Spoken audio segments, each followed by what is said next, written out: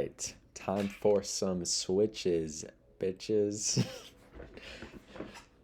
Let's go. So this one just took me a little while, honestly. I kind of wonder how long it takes other people. I wish there was like a dashboard of like average time, below average, like average time is 10 minutes. You took 48.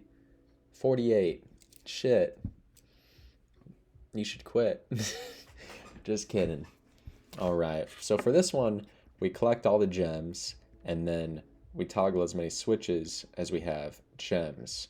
So we're going to be using a comparison less than. So, while your toggled or number of switches is less than number of gems, if you're on a closed switch, open it. And then once you open all those switches, then you want to stop. So I'm going to start here with what I had going. We're going to create a variable of gemCounter 0, and then we'll stick with what they do, switchCounter 0. I like to add the function of getGem. So if isOnGem, collectGem, and then gemCounter plus equals 1. So that's what we learned right here. Plus equals 1. I tried to do that in like the first video I made, and maybe I had them backwards or something, or I just wasn't using it right. But that's how you do it. Then we're going to make another function.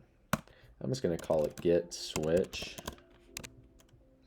And I'm going to say if isOnClosedSwitch and the switch counter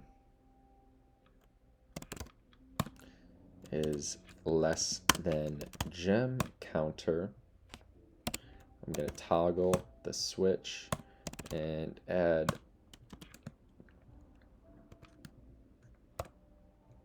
one to the switch counter.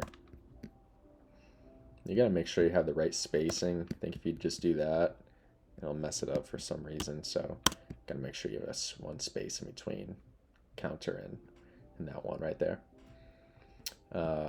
From there, since we got these two functions, then all we got to do is make a couple while statements. So I'm going to say while you're not on a closed switch, so pretty much everyone on this side, you're going to move forward, getGem. If you are blocked, turn right. And that's all we need for that one. So it's going to cover this first half of the screen here, the first P. It's a P and a Q. Mind them. I guess that's what they're saying. So while you're not on a closed switch, move forward. If there is, if you are on a gem, collect it, add one to your gem counter. If you're blocked, turn right, and keep on going. Then we're going to make another while for the second half of the screen. So once you get over here, so instead of not on a closed switch, you're going to say switchCounter is less than gemCounter. So until they become equal, this will run. So this is going to stop running once we get over here, and this is going to stop running once switchCounter and gemCounter are equal. And we're going to say, we're going to get switch. So if you're on a closed switch, switchCounter is less than gemCounter. I guess I could we're going to run it with this just because I didn't think to erase that before.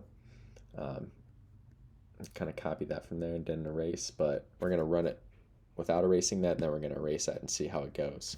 I don't want to erase it now because I don't want to fuck it up if it's wrong. So I'm going to get the switch, going to move forward, and then if blocked, turn right, And that should be it.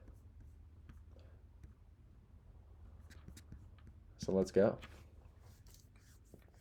So there's 7 switches here, 7 gems. He got all 7, that is good. And then we're gonna want him to stop right here. Okay, so he moved forward 1 more, which is fine. I'm gonna run it again.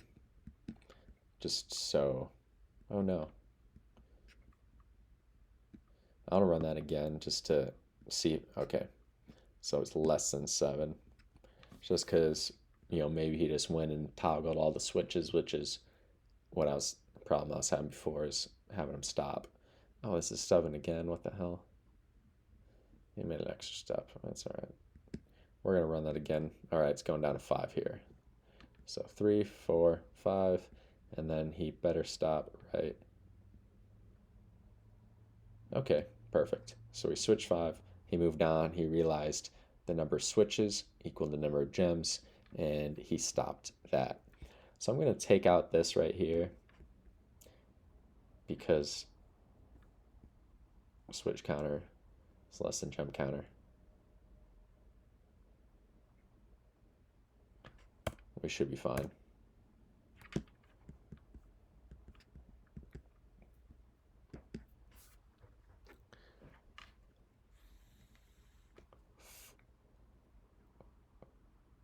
Perfect.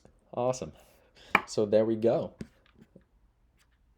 Round up the switches is done, and next video we'll move on to collect the total. Peace out.